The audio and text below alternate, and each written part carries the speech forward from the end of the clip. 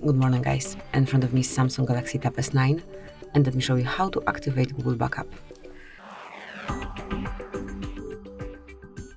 So at first open list of all apps and go to settings. Then find and select accounts and backup. And here click on backup data under Google Drive.